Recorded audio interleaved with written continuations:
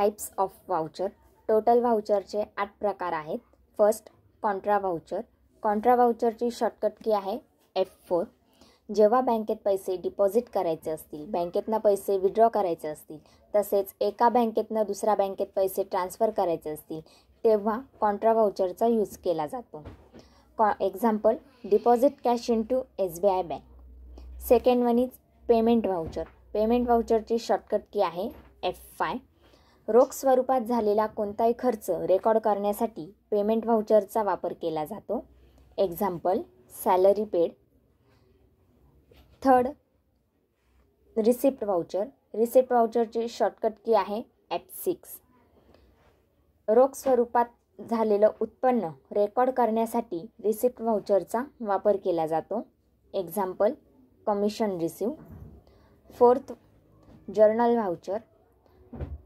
Journal वाउचरची shortcut key आहे F7. To record adjustment entries of business. Example, depreciation, bills receivable, bills payable. पाचवा voucher आहे sales voucher. Sales वाउचरची shortcut key आहे F8. जर आपण रोखीने किंवा उधारीवर माल विकला असेल तर त्या ट्रान्झॅक्शनची एंट्री सेल्स वाउचरमध्ये होत असते. सहावं वाउचर आहे purchase voucher.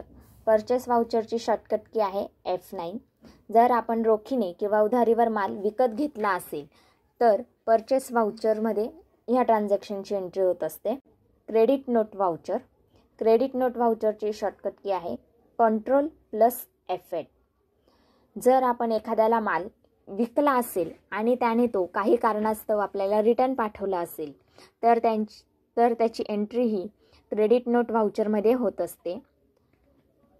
8, debit note voucher. Control plus F9 ही त्याची शॉर्टकट की आहे. जर आपण विकत घेतलेला माल हा काही कारणाने परत केला तर त्याची एंट्री ही डेबिट नोट वाउचरमध्ये होत असते. थँक्यू.